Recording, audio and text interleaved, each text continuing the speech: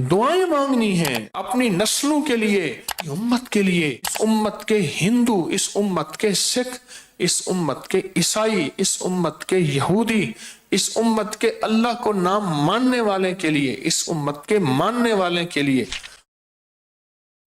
آل رسول کی نسبتیں، آل بطول کی نسبتیں، آل حسنین کی نسبتیں، آل فاطمہ کی نسبتیں، اور سارے اصحاب رسول کی نسبتیں، ان کی جتنی بھی دعائیں ملیں گی، جتنی بھی وظائف ملیں گے، ان سب میں عرشی نظام ہے۔ دعائیں مانگنی ہیں اپنے مسائل، اپنی مشکلات، اپنی الجھنیں، اپنی روحانی زندگی، اپنی نسلوں کے لیے، پوری امت کے لیے، اس امت کے ہندو، اس امت کے سکھ، اس امت کے عیسائی، اس امت کے یہودی، اس امت کے اللہ کو نام ماننے والے کے لیے، اس امت کے ماننے والے کے لیے، امت کے تمام مسالک اور طبقات کے لیے ہم نے دعائیں کرنی ہیں۔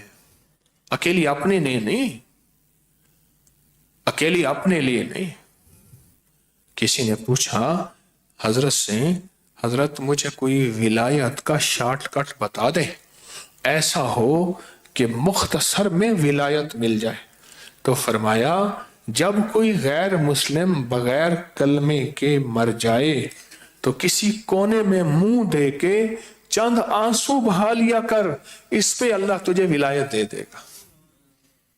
کوئی مسلم، کوئی غیر مسلم بغیر کلمے کے مر جائے، ہمارے منوں میں، ہمارے جیوں میں، ہماری طبیعتوں میں غیر مسلم کے لیے بھی نفرت نہ ہو، ان کے لیے دعائیں ہو رہی، اپنی نسلوں کے لیے دعائیں ہو رہی، امت کے تمام طبقات کے لیے دعائیں ہو رہی۔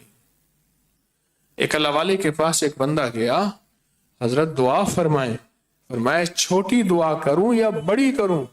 حضرت بڑی دعا فرمائیں۔ دیکھ ابھی کوئی سو تو نہیں رہا، بڑی دعا کریں، بڑی دعا کریں۔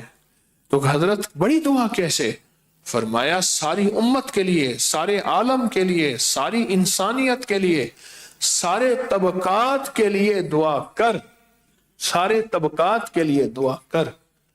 جب تو ساری امت، ساری انسانیت اور سارے طبقات کے لیے دعا کرے گا، یہ دعا بڑی ہوگی، اللہ اس کے بقدر پہلے تیری جھولی بھر دے گا۔ اب ایک حدیث سنیں، ایک حدیث کا مفہوم ہے، آقا کا فرمان ہے سرکار کا، جو بندہ کسی دوسرے کے لیے دعا کرتا ہے، دائیں کندھے پہ ایک فرشتہ بیٹھا ہوتا ہے، کہتا ہے اللہ پہلے اس کو دے، اللہ پہلے اس کو دے۔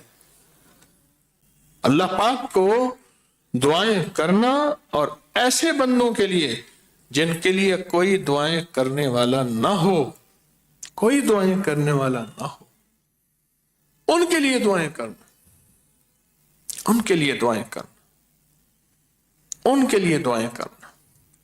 تو یہ تو دعاؤں کا وقت ہے۔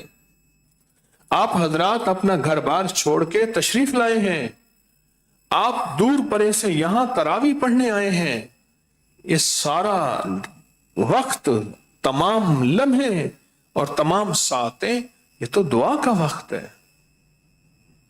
ہم کون سا وقت ایسا ہے جس میں کہیں ایسا نہ ہو دعا کے لیے بھول نہ جائیں؟ رمضان کی گھڑیاں اللہ نے تو ہمارے لیے خاطر فرشتوں کو فارغ کر دیا۔ پھر اگلی بات اور ہے، فرمایا جب صبح سحری کا وقت ہوتا ہے، اللہ آسمان دنیا پہ، یہ سامنے آسمان پہ اتر آتے ہیں اور آوازیں دیتے ہیں، کوئی مانگنے والا، کوئی لینے والا، کوئی دولت، کوئی رزق، کوئی بخشش، کوئی عطا۔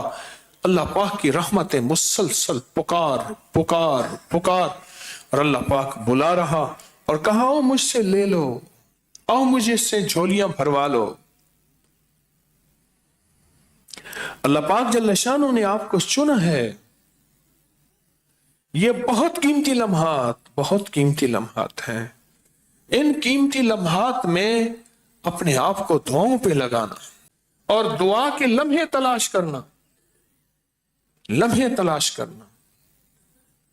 یہ جو یا وہابوں کا عمل ہے، یہ جو نفل میں نے دیے ہیں، یہ جو اللہم اغفر لی دی ہے، اور یہ مسلسل پڑھنا ہے، تو طاقتور ترین دعائیں ہیں۔